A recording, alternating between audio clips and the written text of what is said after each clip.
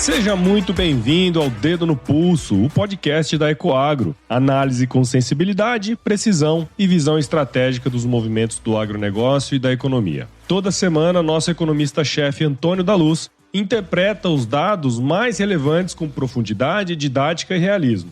Um conteúdo direto da fonte, com tudo o que você precisa saber sobre macroeconomia, mercado agropecuário e o cenário político-econômico. Porque, para antecipar tendências, é preciso ter o dedo no pulso do mercado. Ecoagro, o elo entre o agronegócio e o mercado de capitais.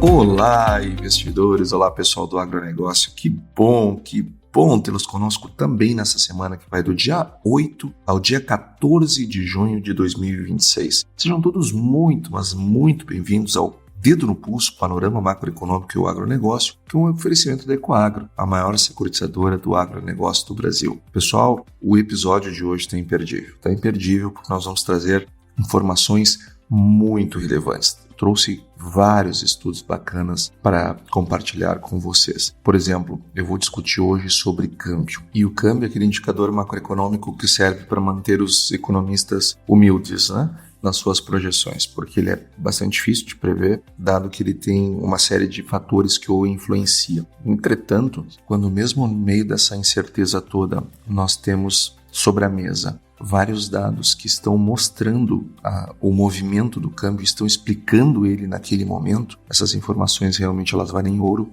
e eu vou trazê-las aqui hoje. Nós temos também que discutir os problemas fiscais graves que o Brasil tem pela frente, porque o governo está trabalhando com projeções de outro país, que não o Brasil, na PLDO, e a Instituição Fiscal Independente do Senado trouxe um relatório muito bacana sobre isso, e eu tenho medo, e assim como tantos outros economistas, temos medo que isto vire uma dominância fiscal lá na frente. Hoje o Brasil não tem dominância fiscal, é óbvio que não tem. Agora, que pode gerar lá na frente, com certeza. Por isso que esse acompanhamento e entender como que isso está se formando, como que essa onda está levantando aos poucos. Isso aqui no Dedo no Pulso, nós vamos mostrar cada capítulo que eventualmente se levar à dominância fiscal, nós vamos contar aqui cada capítulo dessa história. E se nós tivermos melhores decisões fiscais que nos afaste dessa possibilidade, também será contado aqui, também será mostrado aqui, porque afinal de contas, esse é o Dedo no Pulso, é o podcast mais dedo no pulso da economia em língua portuguesa disponível na sua plataforma preferida. Mas também eu quero falar sobre o relatório do USTR, que foi divulgado agora na semana que passou, que recoloca o Brasil como alvo de tarifas. E também eu quero falar do payroll, que colocou mais água no chope de quem espera a queda nos juros nos Estados Unidos. Esses temas nós vamos discuti-los hoje, assim como os indicadores que estão sobre a mesa, que saíram na semana passada. Mas antes, claro, eu quero falar sobre a agenda, porque nessa semana nós temos, além do Boletim Fox, que sai segunda-feira de manhã cedo, lamentavelmente quando sai o Boletim Fox, já está disponível o nosso podcast para toda a nossa audiência. Então, nós estamos sempre nos referindo da semana anterior. Agora, o Boletim Fox, ele é muito relevante, sempre, mas ele está mais relevante ainda por conta da desancoragem que está havendo das expectativas de inflação. A gente vai ter, falando em inflação, nós temos IGPDI, nós temos fluxo cambial estrangeiro, nós temos o crescimento do setor de serviços e nós temos o IPCA, que o IPCA 15 já veio uma pancada e o IPCA deve vir também corroborando essas estimativas medianas do mercado sobre escalada da inflação e desancoragem das perspectivas. Lá nos Estados Unidos nós temos balança comercial, nós temos o CPI, que é a inflação deles, é o consumidor que vem subindo muito, muito mesmo. Tem o PPI, que é a inflação ao produtor, que também está subindo bastante por força do aumento do preço do petróleo, e vai ser outro banho de água fria em quem acredita que os juros vai cair nesse ano nos Estados Unidos. Além do mais, nós vamos ter os pedidos iniciais contínuos de seguro-desemprego e tem relatório do USDA. Para nós, que somos do agro, ele é mega importante, vai trazer a segunda estimativa para a safra 2027. A primeira veio no mês passado. Lá na China, nós vamos ter inflação, tanto ao consumidor quanto ao produtor, e na zona do euro nós vamos ter a decisão sobre os juros por lá. Então, eu quero começar aqui falando da nossa economia, da atividade econômica, e quero começar com uma notícia boa, porque a produção industrial ela cresceu 0,7 no mês de abril. E isto é muito bom porque trouxe o crescimento acumulado em 12 meses para 0,7. E isto, bom, é pouco? É pouco, é verdade. Mas nós estávamos vendo a possibilidade de entrar no negativo. Chegou lá muito próximo de zero, é verdade. No mês de fevereiro, o dado ele ficou realmente muito próximo de zero, ficou 0,3. Mas agora está 0,7. Então, subiu um pouquinho em março, subiu um pouquinho em abril, continua fraco, mas está subindo, é melhor do que caindo. Agora, a má notícia que eu tenho sobre isso é que no mês de abril, nós tínhamos um PMI de 52,6 da indústria. E ele realmente vinha expressando um crescimento. Subiu fevereiro, março e abril. Então, o que nós víamos, né? Um PMI subindo, ele sugere que o dado depois do IBGE, da produção industrial, ele vai vir mais forte.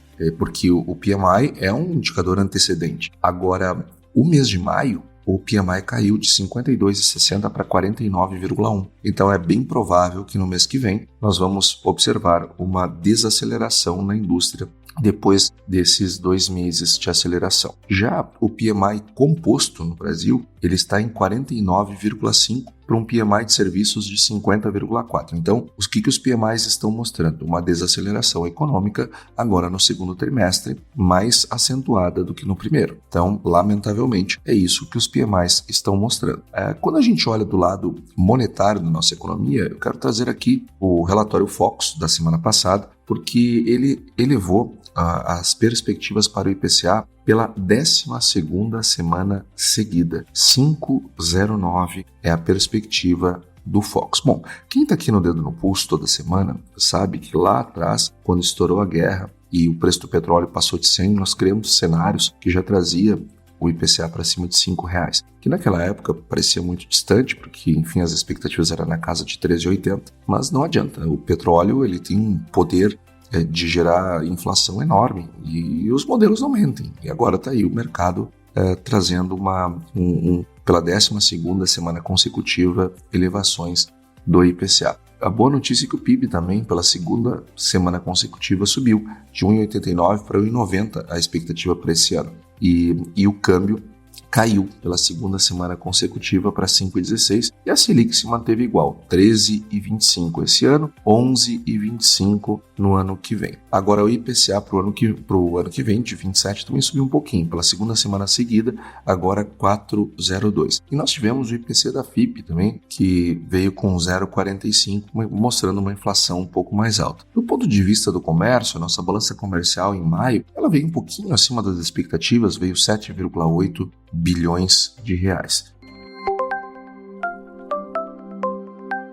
Agora eu quero falar sobre o primeiro estudo do nosso podcast de hoje, que é sobre os problemas fiscais do Brasil. Eu quero trazer aqui uma atualização a partir da comparação da PLDO, que é o Projeto de Lei de Diretrizes Orçamentárias, elaborado pelo Ministério do Planejamento, e o RAF, que é o relatório fiscal da Instituição Fiscal Independente do Senado, que sem dúvida é um dos principais locais de discussão fiscal do Brasil, com maior nível de abertura, com maior profundidade de discussões e sem politização, que é uma coisa importante. Agora, para a gente entender melhor isso, eu quero te convidar para imaginar.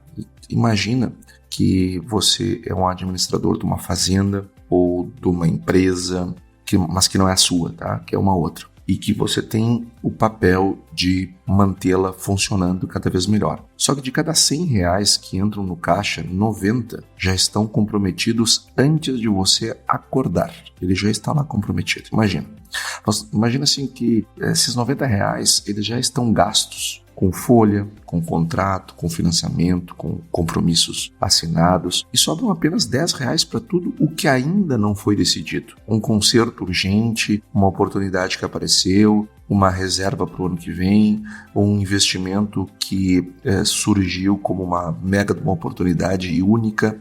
Mas é mais ou menos assim que o Tesouro Nacional ele acorda todos os dias. E é exatamente esse é o tema que importa, que são as despesas obrigatórias. As despesas obrigatórias, elas estão tomando conta do orçamento federal. E o que a Receita consegue ou não consegue acompanhar gera uma conversa que desemboca em algo que está incomodando muita gente no mercado, que é o risco de dominância fiscal. Então eu vou trabalhar com 2 documentos aqui. De um lado, a PLDO, que é o Projeto de Lei de Diretrizes Orçamentárias, que o governo mandou para o Congresso relativo a 2027. De outro lado, é a leitura da Instituição Fiscal Independente, o IFE, do Senado, que ele fez desse mesmo projeto no relatório de maio. São 2 formas de olhar para os mesmos números, e a distância entre elas é o que torna esse assunto mais interessante. Então, primeiro eu quero trazer aqui o retrato desses 90% carimbado. Vamos ao primeiro fato. E é um fato, não é uma opinião, isso é fato, está lá na PLDO. Pela conta do próprio governo na PLDO, as despesas obrigatórias, aquelas que são carimbadas, aquelas que, independente do governante, elas serão executadas e ponto, elas representam 90% da despesa primária total em 2027. 90%. E olha que o governo botou um monte de despesa primária para debaixo do tapete, junto com o auxílio do Supremo Tribunal Federal e do Congresso. E o projeto não promete reverter isso.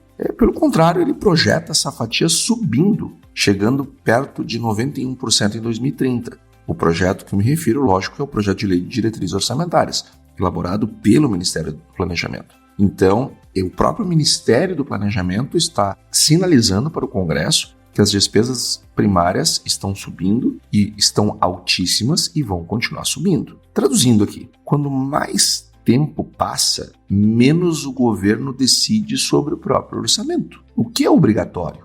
O que são essas despesas obrigatórias? Previdência, por exemplo, aposentadoria, pensão, benefícios assistenciais, folha de pessoal, abono salarial, seguro-desemprego, os pisos de saúde e educação que a Constituição manda cumprir. Tudo isso entra na conta antes de qualquer escolha política, porque não é uma escolha política o governante pagar aposentados ou não pagar aposentados, pagar folha ou não pagar folha, pagar os pisos de educação e saúde ou não pagá-los. Isto não é uma decisão política, isto é mandato, isto é mandatário. Então o governante do turno não tem escolha. E o que está acontecendo? O percentual destas despesas no orçamento, elas não param de crescer. E nós estamos caminhando para um lugar que a gente não precisará mais de governos. A gente vai precisar de uma IA governando, porque simplesmente ela vai ter que fazer o seguinte: olha, entrou R$100 no caixa do governo. Bom, tem que ir X% para cá, X% para lá, até comprometer toda aquela receita e ver o quanto que vai ter que emitir de dívida. É isso?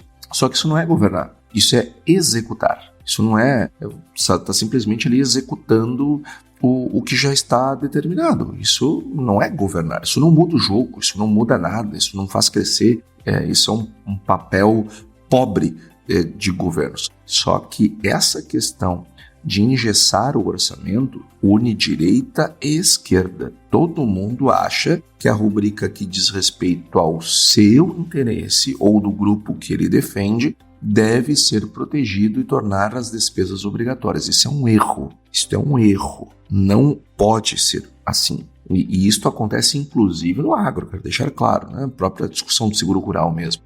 O pessoal quer tornar obrigatório o gasto com seguro rural. Eu super concordo com a necessidade de colocar mais recursos para o seguro rural. Eu super concordo. Agora, eu preciso entender que ao engessar mais o orçamento da União, eu estou prejudicando o Brasil, eu estou prejudicando o orçamento, eu estou prejudicando a governança como um todo. Eu não posso olhar somente para aquela coisa micro, que é aquela rubrica que eu defendo. Eu preciso olhar para a questão macro. Qual é o impacto que, se todo mundo fizer isso, vai acontecer? E o impacto é esse. Nós estamos caminhando para 91% em 2030, de acordo com os dados da PLDO, que todos nós sabemos que são dados bastante discutíveis. Agora, eu usei o caso do seguro rural, que é um caso bastante emblemático no agro, todo mundo defende, enfim, torná-lo obrigatório como uma solução para dar estabilidade à política pública, enfim, o que de fato é uma saída. Eu não estou aqui dizendo que não é uma saída legítima e nem que seja uma saída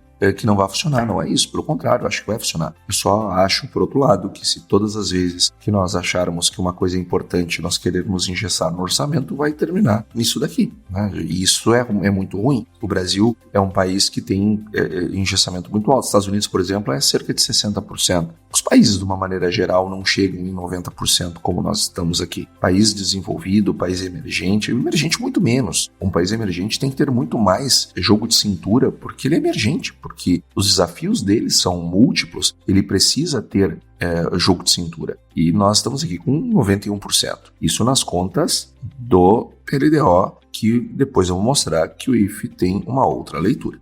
Só que dentro desse bloco, eu me referi ao seguro, né? Mas tem um gigante, que é a Previdência, que é o Regime Geral de Previdência Social. Sozinha, ela custou 1,27 trilhões de reais no ano passado. Isso equivale a 8,1% do PIB e quase 43% de toda a despesa primária da União. Quase metade do que o governo gasta vai para um único programa, que é a Previdência, que é pagar os aposentados. E a instituição fiscal independente fez uma autópsia dessa despesa. E o achado é importante para quem quer entender o futuro dessa evolução do gasto primário. Porque o gasto previdenciário ele cresce em termos reais, principalmente porque o número de benefícios cresce e não porque cada benefício ficou mais generoso. Entre 2021 e 2025, a despesa real com benefícios subiu 14,2% e o estoque de benefícios subiu 11,6%. Já o valor médio real de cada benefício subiu somente 1,8%. Ou seja, nós estamos colocando cada vez mais pessoas para receber esse benefício que não contribuíram para receber esse benefício. Mas eu não estou discutindo aqui se elas deveriam ou não deveriam ser uma decisão política. Ninguém quer deixar as pessoas na sarjeta. Mas isso conversa com outras oportunidades aqui do Dedo no Pulso quando a gente discute o seguinte, não, mas tudo bem. E a informalidade? Qual é o custo da informalidade? Estamos discutindo escala 6/1, beleza. E cadê a discussão sobre os 40% da população que trabalha de maneira informal? Porque depois, o que vai acontecer? Elas vão ficar velhas e vão ter que ter algum tipo de benefício. Aí explode a previdência social, aí ingessa mais orçamento, gera um monte de problemas. Tá, o que eu faço? Mando matar essas pessoas? Não deixo elas, quando um dia elas forem receber o benefício, eu jogo uma bomba atômica? É óbvio que não. Eu preciso gerar incentivos ao longo da vida delas, criar boas políticas que diminuam a informalidade e aumentem a formalidade. Ah, mas Antônio, isso é muito difícil. Olha, é a prática no mundo. O mundo inteiro, de uma maneira geral, trabalha com níveis de segurança e de formalidade infinitamente maiores do que o do Brasil, inclusive em países mais pobres do que o Brasil. Então, as regras elas estão erradas e nós precisamos mudá-las com reformas. Uma reforma cansa, reforma da disputa política, reforma tira voto. E num país que os governantes trabalham pela sua reeleição, porque infelizmente existe o Instituto da Reeleição, o nosso debate fica empobrecido. Agora, pensa comigo o seguinte, por que esse negócio importa tanto? Porque o motor, nós temos um motor demográfico aqui. É gente envelhecendo, é a expectativa de vida subindo e o estoque de aposentadorias avançando ano após ano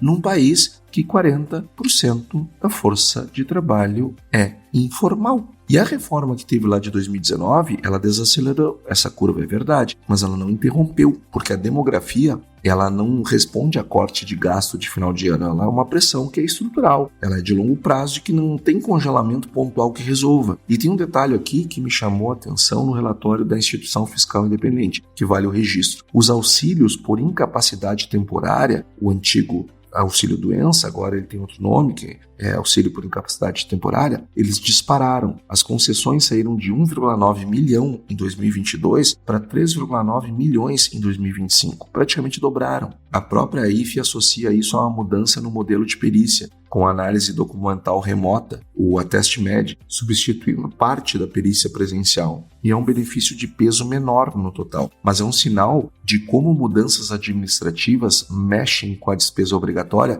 sem que ninguém vote nada no Congresso. Esse é o ponto. Uma ligeira mudança administrativa, que é uma forma de fazer uma avaliação pericial, gera impacto no tamanho da despesa obrigatória do país. Percebe? É que quem está discutindo ali a forma de perícia está olhando só para o resultado da perícia, vai tornar melhor ou pior. Agora, e o impacto geral? Então, esta é uma questão bastante importante. E outra coisa, a receita, ela corre sempre atrás da despesa. Porque se é despesa obrigatória, pensa assim numa escada rolante subindo. E a pergunta que vem é a seguinte: a receita ela acompanha? O desenho da PLDO 2027, aliás, 2027, ele é bastante elegante, mas elegante no papel, porque o governo projeta que a despesa primária cai em proporção do PIB de 19,4% em 26 para 18% em 2030 e projeta a receita líquida subindo de 18,9 para 19,2 no mesmo período. As duas linhas, elas se cruzam e desse cruzamento nasce o superávit. A meta sai de 0 em 2026 e chega a 1,5 do PIB em 2030, que em reais seria algo mais ou menos como uns 272 bilhões de reais. Bom, é bonito, é elegante, é simpático, é lindo de ver. O problema é como que esse desenho foi construído. E aqui é que a instituição fiscal independente ela entra com força, porque o IFE olhou para as premissas que sustentam essas contas e usou uma palavra que nós economistas não usamos à toa. Ela chamou os parâmetros do governo de extremamente mais otimistas que os dela. Olha só o termo que eles usaram, né? Extremamente mais otimistas. E eu vou dar os números aqui, porque eles falam por si. O governo ele projeta um PIB de 2030 de 18,1 trilhões de reais. A IFE projeta 16,9. Bom, são 1,2 trilhão de reais de diferença. Isso não é um detalhe técnico, isso aqui é mais que um ano de previdência, por exemplo. Então o PIB nominal ele é o denominador de tudo, porque tudo eu faço em relação ao PIB, dívida PIB, receita primária em relação ao PIB, juros em relação ao PIB, então o tamanho do PIB importa. Se o PIB é maior, toda despesa ela vira uma fração menor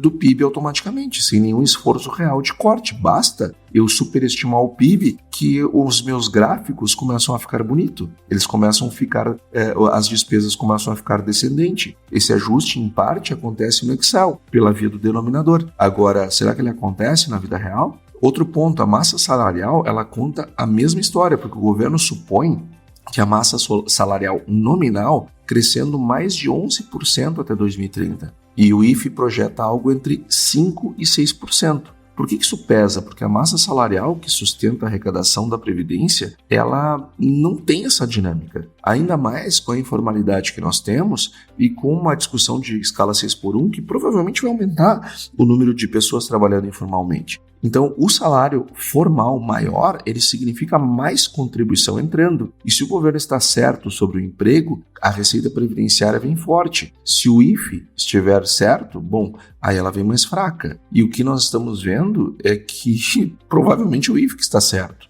E tem outra coisa. Tem inflação e os juros, porque o governo trabalha com o IPCA convergindo rápido para 3% e Selic caindo para 8% em 2030. Já a IFE vê a inflação cedendo mais devagar, por óbvio, e os juros num patamar mais alto, porque 8% é abaixo do juro neutro. Então, é uma premissa absolutamente equivocada por parte do governo. Então, um juro menor para o governo significa dívida mais barata e despesa indexada mais comportada. Agora, quando você soma tudo isso, a divergência só para 2027 já é gritante, porque a IFE calcula que a receita primária projetada pelo governo está em 127,7 bilhões de reais acima do que ela considera plausível em um único ano. E a maior parte dessa diferença, mais de 100 bilhões, está justamente na arrecadação da Previdência, puxada por aquela hipótese generosa de massa salarial. Então o governo, ele superestima aqueles fatores macroeconômicos que vão aumentar a receita e subestima aqueles que vão aumentar a despesa. Isso é uma coisa meio absurda. O resultado dessa divergência de premissas é que os dois lados leem o mesmo orçamento e vão enxergar coisas completamente opostas. O governo enxerga um superávit crescente e a IFE, no seu cenário, enxerga déficits primários que ainda se repetem ano após ano. E o que nós temos visto ao longo dos anos, desses últimos 4 em particular? O IFE sendo pessimista, o governo sendo otimista, e a realidade tem dado razão para o IFE, porque nós, nos últimos 3 anos, fizemos déficits e essas premissas do governo nunca acontecem. E, além do mais, a gente tem um sufoco nas despesas discricionárias, porque daí, agora a gente chega num ponto que me pediram para destacar, inclusive, e que eu considero o mais subestimado de toda a história, que é o que acontece com a despesa discricionária. Os outros 10% aqueles, que é quando a obrigatória come o orçamento por baixo, vai faltar discricionário. E discricionário é tudo aquilo que o governo de fato escolhe. Investimento numa estrada, num porto,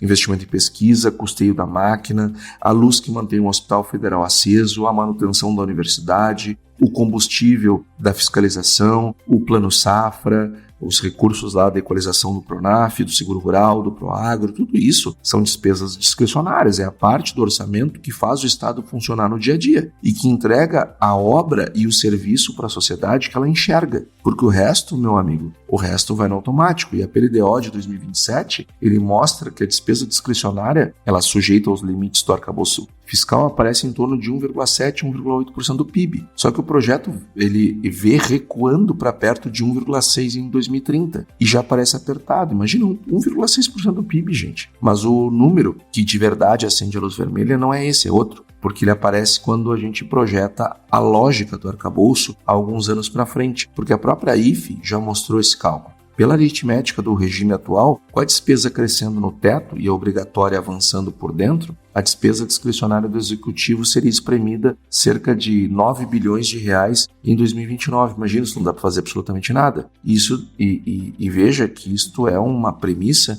do IFE a partir dos dados da PLDO. Então, na prática, é um governo que não tem discricionário, não tem orçamento para reagir a nada, nem para um buraco que se abre na estrada. Não tem como bancar um investimento novo, quem dirá a manutenção da depreciação daquilo do steady state lá do solo. Não tem como. Então é um governo que caminha para um colapso fiscal lá na frente. E é justamente daí que vem a preocupação com a dominância fiscal, porque agora junta todos esses elementos. Despesas obrigatórias, que sobe por força demográfica e legal, receita, cuja melhora depende de premissas otimistas, e um espaço discricionário que vai minguando até quase desaparecer. O que isso produz? Isso produz um orçamento rígido, e orçamento rígido é o terreno onde nasce o risco de dominância fiscal. Deixa eu te explicar alguns conceitos aqui. A dominância fiscal é uma situação em que a política fiscal fica tão dominante, tão pesada, que a política monetária perde a capacidade de fazer o trabalho dela. Em condições normais, quando a inflação sobe, o Banco Central sobe os juros e a inflação cede. Numa situação de dominância fiscal, esse mecanismo ele simplesmente emperra.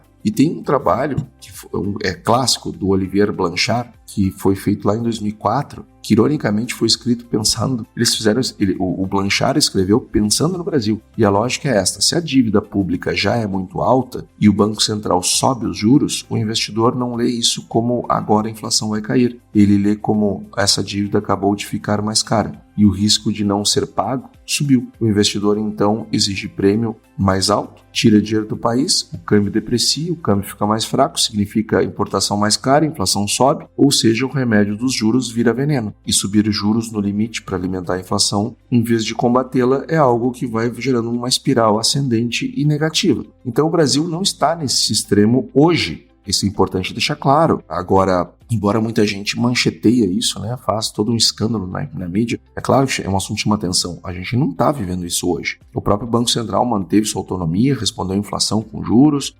funcionou, não há sinal de que o monetário esteja capturado pelo fiscal. Não tem. O problema é que quando a gente olha para frente, o risco ele é muito alto, porque essa rigidez do orçamento ele entra na conta da política monetária. E um governo com 90% de despesa carimbada e quase nenhum discricionário não tem instrumento fiscal para ajudar o Banco Central. Ele não pode cortar gasto para esfriar a economia, por exemplo, porque ele tem 90% engessado. E é porque o gasto quase todo é obrigatório. Então, isso sobra tudo para os juros. O juro fica mais alto, a dívida sobe, e tudo isso é muito sensível a juro. Então, isso vai gerando esse problema de retroalimentação. E quando a gente olha para frente, o cenário é assustador, porque o que nós estamos vendo é uma captura cada vez maior do orçamento pelas despesas obrigatórias. Então, nós não estamos numa dominância fiscal. O problema é que nós estamos caminhando para uma dominância fiscal. E isso gera, sem dúvida, muita preocupação.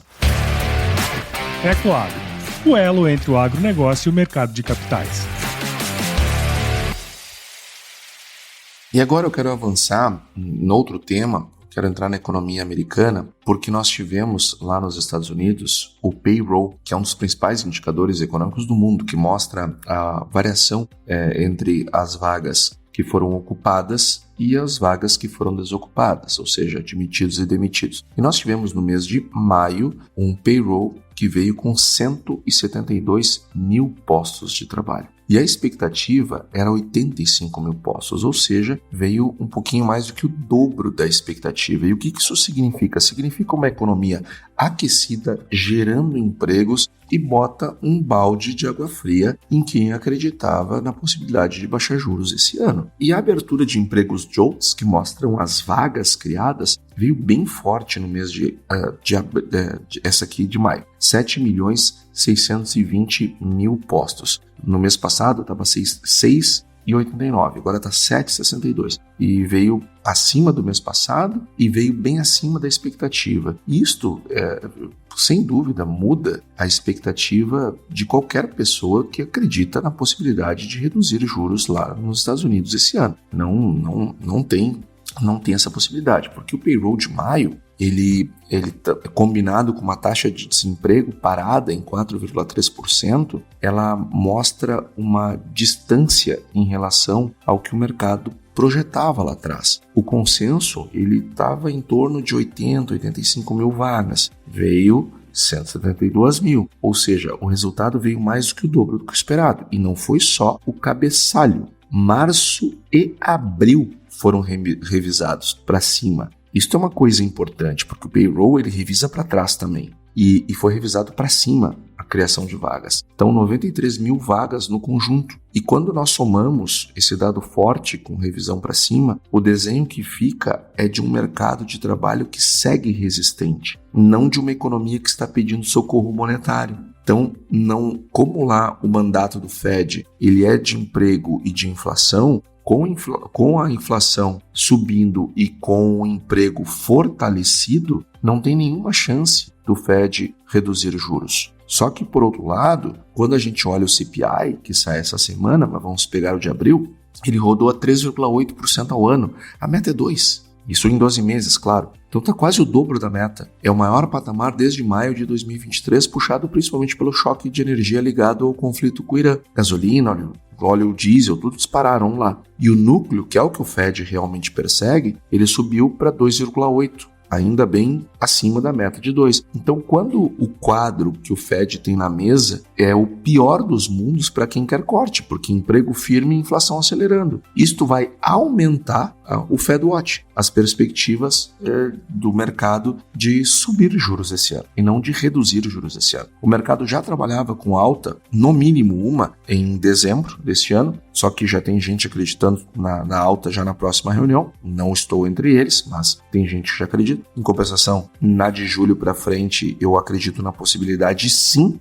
Agora, a reação que o mercado teve, ela foi imediata depois do payroll, porque os investidores reduziram ainda mais as chances de corte na próxima reunião e aumentaram a probabilidade de uma alta de juros até o final de 2026 e ela aumentou para 70%. Então reparem bem na inversão. Há poucos meses se discutia quando viria o primeiro corte. Agora se discute se o próximo movimento ele será para cima e quando será para cima, quando ele será. Então é uma questão bastante relevante, uma mudança de perspectiva bastante grande e que tem a ver com a guerra lá no Irã. Isso será cobrado do presidente Trump nas eleições, eu não tenho dúvida. E tem um detalhe institucional aqui que vale a pena, não pode passar batido, porque para quem acompanha o fluxo de capital, nós teremos a primeira reunião agora comandada pelo Kevin Warsh, que assumiu a presidência do Fed em 15 de maio, herdando um comitê bastante dividido. O Warsh ele tem um perfil mais duro e ele assume justamente no momento em que a inflação volta a incomodar. Isso reduz a probabilidade de qualquer sinalização de redução de juros no curto prazo, não há dúvida. E então, hoje, nós temos uma situação muito mais de subjuro e o juro lá nos Estados Unidos mais alto e por um tempo maior significa um diferencial de juros menos favorável para o Brasil. Dólar com piso mais sustentado e um banco central nosso aqui com menos espaço para afrouxar sem provocar uma saída brusca de capital. E para quem decide sobre hedge, sobre estrutura de dívida em moeda forte como é o dólar ou planeja a comercialização da próxima safra, o recado dos dados lá dos Estados Unidos é bastante claro. Nós temos que manter a guarda alta, que a janela de alívio nos juros globais ficou mais distante nessa semana e não mais próxima. Então, fique ligado.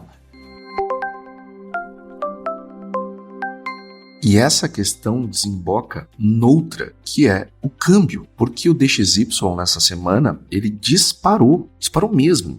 Ele na sexta-feira mesmo, ele subiu de 99,5 e fechou em 100,08. E foi uma semana inteira de alta. E isso aconteceu depois do payroll, não foi por acaso. E aí, essa possibilidade de aumento de juros lá nos Estados Unidos, ela traz uma preocupação bastante grande por causa do câmbio. E aqui eu quero trazer o outro estudo nosso, que é sobre o câmbio, sobre essa corrente cambial e essa corrente de dinheiro que entra e sai do Brasil e que pode alterar bastante a perspectiva sobre a taxa de câmbio. Mas para entender o hoje, eu quero trazer um pouquinho do ontem aqui. Porque nós já falamos de câmbio no passado, já trouxemos o que vamos dizer hoje com os dados daquela época. Hoje eu vou trazer uma atualização, mas para isso eu preciso contar um pouquinho dessa história. Porque em janeiro de 26, lá no início do ano, o investidor estrangeiro entrou no Brasil com uma força que o mercado não via há anos. Foram 26 bilhões de reais líquidos em um único mês de dinheiro de estrangeiros na B3. Para ter referência sobre isso supera o saldo inteiro de 2025, que já tinha fechado com superávit, 26,9 bilhões de reais. Por que reais, gente? Porque eu estou falando de dinheiro estrangeiro, de dinheiro de estrangeiro que entrou na B3. Só que o estrangeiro, ele não compra papéis em dólar, ele compra em reais. Só que para comprar em reais, ele tem que ter reais. Para comprar em reais, ele precisa ter reais no mercado com dólares. Ele chega com dólares e busca reais. Então ele oferta dólar e demanda reais. Consequentemente, ele gera uma pressão baixista para a taxa de câmbio, porque o dólar fica menos escasso e o real fica mais escasso. Fevereiro veio com 15,4 bilhões. Março já veio com 12. Abril com 3. Já bem abaixo, mas ainda positivo. E aí veio maio. E maio fechou com um saldo negativo de 13,3 bilhões de reais. Ou seja, saiu o dinheiro em maio. Ele entrou muito em janeiro, fevereiro, março, abril. Abril já entrou menos. E em maio saiu o dinheiro. É o primeiro mês fechado de saída de dinheiro estrangeiro daqui. E não são 4 bilhões, não são 5, como os dados parciais de meados do mês sugeriam. Foram 13 bilhões. Quase 3 vezes o que estimava quando os dados ainda estavam incompletos. O que sugere que a segunda quinzena do mês de maio ela foi muito intensa em saída, o que sugere uma aceleração do processo. E junho começou do mesmo jeito. Nos 2 primeiros dias úteis do mês, que é o que a gente tem dados, o saldo já era de saída de 885 milhões, quase 1 bi de saída em 2 dias. Então, o que nós temos até agora? 4 meses de entrada forte, 57 bilhões no pico, somando os 4 meses, e 2 meses de saída que trouxeram esse acumulado para 42,9. Ou seja, vamos botar 43 para arredondar aqui e facilitar a conta. Nós chegamos a ter 57 bi de estrangeiros. Agora, nós temos 43. São 14 bi que já saíram, gente. Já saiu daqui. Ainda é um número bastante expressivo, 43 bi, mas a direção mudou. E em câmbio, como eu vou falar mais adiante, o que importa não é só o nível, é a direção dele. E por que o dinheiro entrou? Antes de falar de saída, vamos falar por que ele entrou. O primeiro é o que nós chamamos de carry trade, primeiro motivo. A Selic estava em 14,75, os juros americanos em 4,25, um spread de 11 pontos percentuais, o investidor estrangeiro já via a iminência da redução dos juros aqui no Brasil, não havia a guerra ainda, e desde quando estava 15%, o investidor já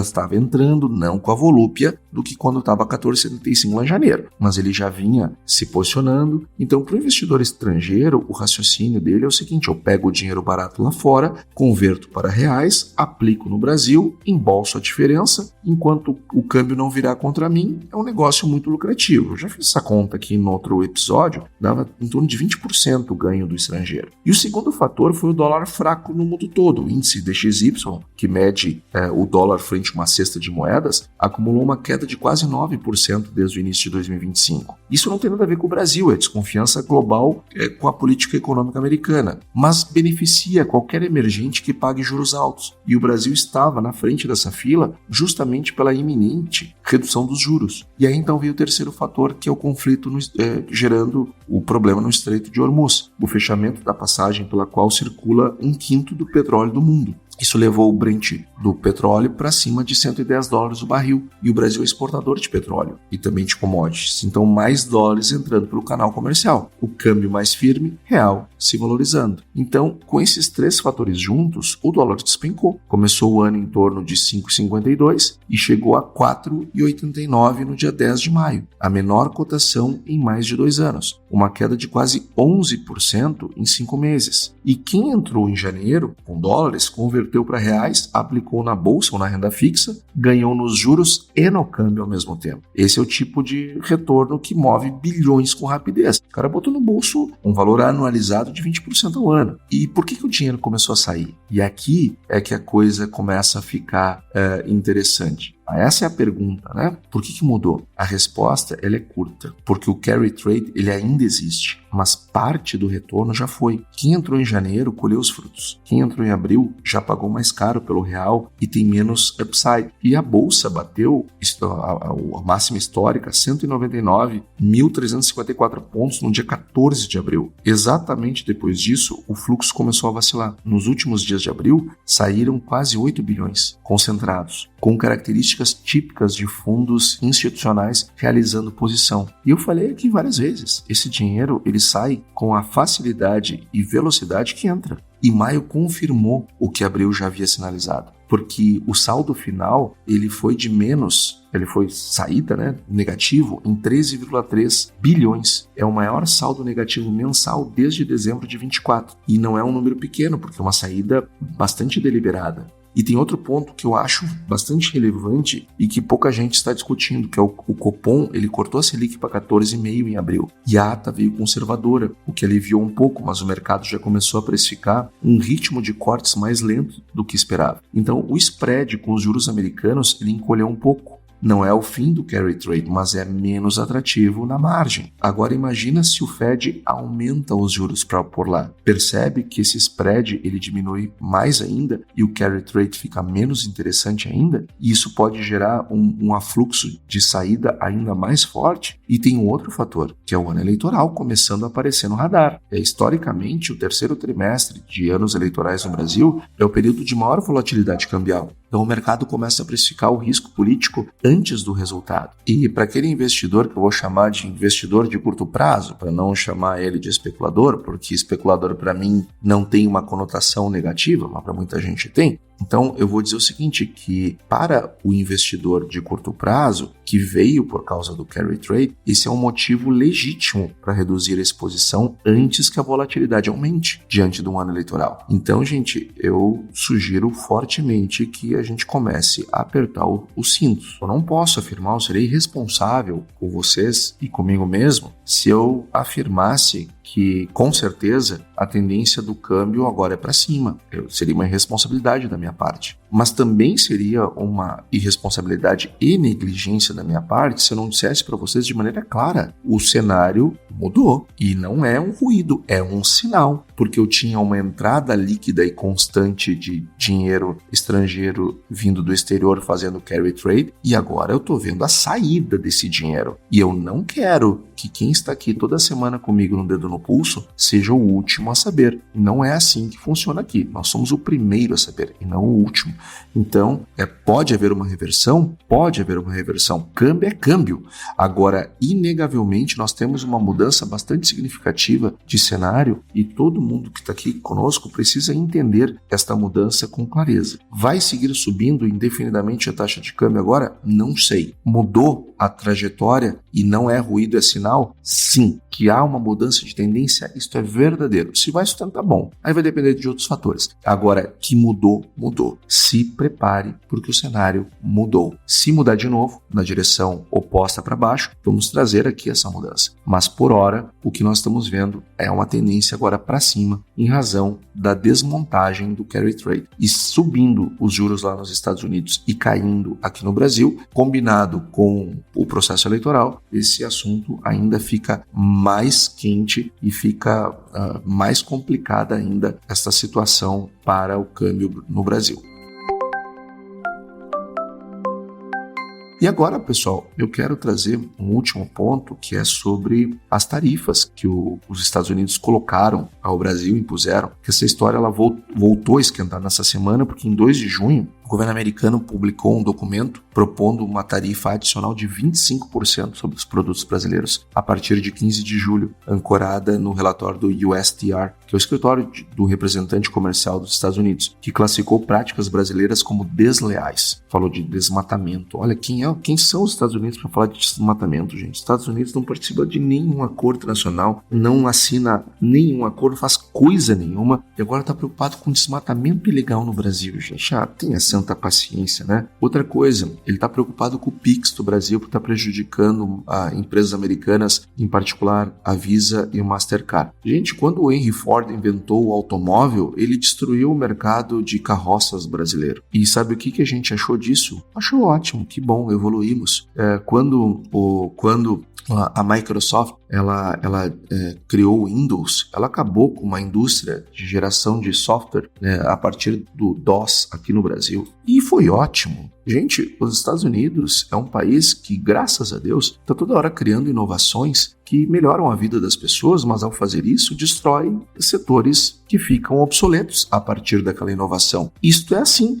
Só que agora foi a nossa vez de fazer uma única vez, que é o Pix. E que o Brasil deveria estar vendendo o Pix para outros países. Agora, aí se alega, se dane a Visa e a Mastercard, que se danem se vão ter menos resultado ou mais resultado. O Pix, ele foi desenvolvido no Brasil, foi uma grande coisa que nós fizemos, e o brasileiro, seja de esquerda, seja de direita, não tem que polarizar e politizar um assunto desse. Então, a gente tem que pensar na nossa economia, tem que pensar em economia, parar de agir como gado político, que um toca um berrante de um lado, a pessoa sai em fila, em linha pro abatedouro. O outro do outro lado toca o outro berrante, aí sai a outra tropa em direção ao abatedouro. Gente, vamos ter mais bom senso e olhar as coisas como elas são do ponto de vista econômico. Então, mas o fato é que, em paralelo, circula uma proposta de taxa que pode chegar a 12,5%, atingindo 60 países, justificada por um suposto combate insuficiente ao trabalho forçado nas cadeias produtivas. Ou seja, há 2 vetores tarifários simultâneos sobre o Brasil, porque também recai sobre o Brasil essa questão de trabalho forçado. Nós discutindo redução de jornada de trabalho, né? Poxa vida, que loucura. Então, o relatório do USTR, ele foi divulgado uma semana após o senador Flávio Bolsonaro participar da reunião com o Trump na Casa Branca. Isso trouxe mais componente político para esse debate. E aí contamina a discussão como ela de fato tem que ser. Parece que as pessoas esqueceram que Eduardo Bolsonaro e turma teve lá com o Trump, teve lei Magnitsky, teve não sei o que, depois o presidente Lula foi lá, visitou, houve uma química, inclusive eles diziam, não foi uma química, foi uma indústria petroquímica que rolou entre Trump e Lula, etc. Gente, vamos ter bom senso, vamos olhar para as coisas, vamos nos limitar a olhar as coisas do lado econômico. Então, o governo brasileiro, ele traçou uma linha vermelha e está correta, ele demarcou o que ele não negocia. O ministro Márcio Elias Rosa, do MIDIC, ele afirmou que não haverá retrocesso em temas de soberania nacional, que eu peguei raiva dessa palavra, tá? Que é uma palavra tão importante, ela deve ser tão protegida, mas ela foi tão politizada que hoje, para mim, ela tem o mesmo significado de um pano de chão, que é soberania nacional. Mas, tirando essa groselha, ele disse também que o PIX não entra na pauta de negociação. E é isso, para mim, o que interessa. A avaliação do governo é que a medida ameaça diretamente 21% das exportações brasileiras destinadas ao mercado americano. E ainda assim, integrantes do governo Lula acreditam que a saída negociada antes de 15 de julho e o Itamaraty, ele considera que os canais diplomáticos seguem abertos, com reunião técnica e virtual que teve lá no dia 19 de maio e uma conversa direta entre o ministro do MIDIC e os representantes comerciais dos Estados Unidos. Então, pode ser que as coisas elas melhorem. E eu acho que vão, tá? Porque olha a cronologia. Em abril de 25, teve o Dia da Libertação. Teve a tarifa base recíproca de 10% sobre praticamente todos os países. E o Brasil estava incluindo. O Trump impôs tarifas sobre mais de 180 países e o Brasil ficou com 10% fixos, fora as adicionais. Em maio de 25, ano passado, portanto, teve a judicialização. A Corte Federal de Comércio Internacional dos Estados Unidos suspendeu a cobrança de tarifas recíprocas, inclusive os 10%, sobre o Brasil, reduzindo o poder de barganha americano nas mesas de negociação, mas sem afetar a seção 232, que mantém os 25% sobre aço, alumínio, automóveis, etc., desde março. Em julho de 25, teve a escalada, foi quando o tarifaço veio para 50%. O Trump anunciou tarifa de 50% sobre todas as importações do Brasil, vinculando explicitamente ao tratamento dado ao Bolsonaro, ataques à liberdade de expressão de americanos. Só que tem um detalhe econômico aqui que desmonta a justificativa oficial, que eles falavam também que havia um comércio desleal. O Brasil é o único país do grupo que tem déficit comercial com os Estados Unidos no ano anterior. Então, não era verdade isso. Por isso que o governo Trump precisou preparar uma nova declaração de emergência por conta que aquilo que ele estava dizendo simplesmente não estava batendo. E além do mais, ele teve que correr e mudar as tarifas e começou a trazer isenções dessas dos 50%. Que passaram a valer a partir do dia 6 de agosto. Isenções para setores como aeronaves civis, energia, suco de laranja, ferro-gusa, metais preciosos, celulose, fertilizantes. Por quê? Porque a economia americana começou a brecar. Café foi outro produto que teve. Como a inflação começou a disparar mais forte. E aí, então, em outubro, teve um diálogo entre Lula e Trump, numa ligação de mais ou menos 30 minutos, que resultou na retirada de tarifas de 40% sobre os bens brasileiros. E depois, no final de 2025, início de 26, teve um novo recuo parcial americano, com exclusões de produtos e substituição do tarifaço por uma tarifa global temporária de cerca de 10%. Isso foi em fevereiro desse ano. E as novas tarifas pouparam 46% das exportações brasileiras. Aeronaves, por exemplo, zeraram a alíquota. Pescado, mel, tabaco, café solúvel, rochas ornamentais saíram dos 50% para algo em torno de 10%. E depois, em maio de 26, teve a trégua negocial entre Lula e Trump, que orientaram seus ministros a resolverem a questão tarifária em 30 dias. E aí teve a reabertura do conflito com esse relatório do USTR. Então, eu acho, sinceramente, que essas atrapalhadas todas, elas vão se dissolver, porque tem uma economia por trás disso, que é a economia americana, que está super pressionada por razões inflacionárias. Então, eu não consigo enxergar os Estados Unidos sustentando algo dessa magnitude. Nós tivemos, em termos de agro, novas quedas do preço da soja em virtude do preço do petróleo.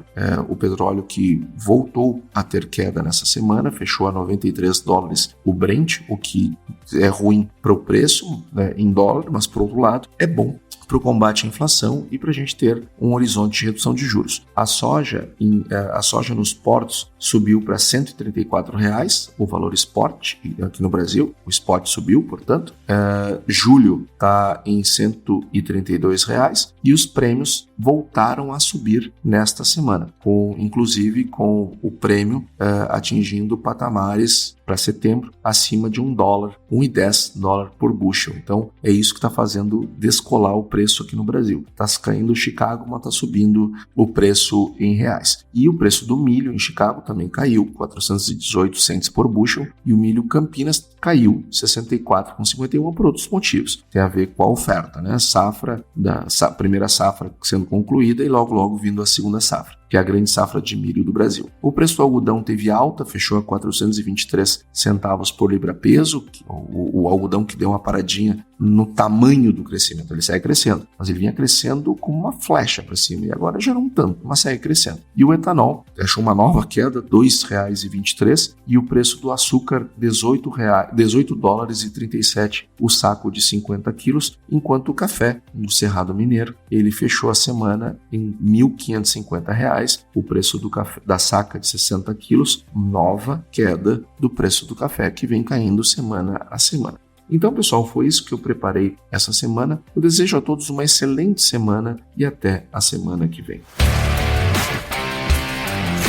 E aí, você gostou desse podcast? Se gostou, considere compartilhar este episódio com alguma pessoa que irá se beneficiar deste conteúdo e nos ajude a alcançar mais pessoas. O roteiro e apresentação deste episódio foi do economista-chefe da Ecoagro, Antônio da Luz, a produção do Agro Resenha e a edição do Senhor A. Saiba mais sobre a Ecoagro em www.ecoagro.agr.br.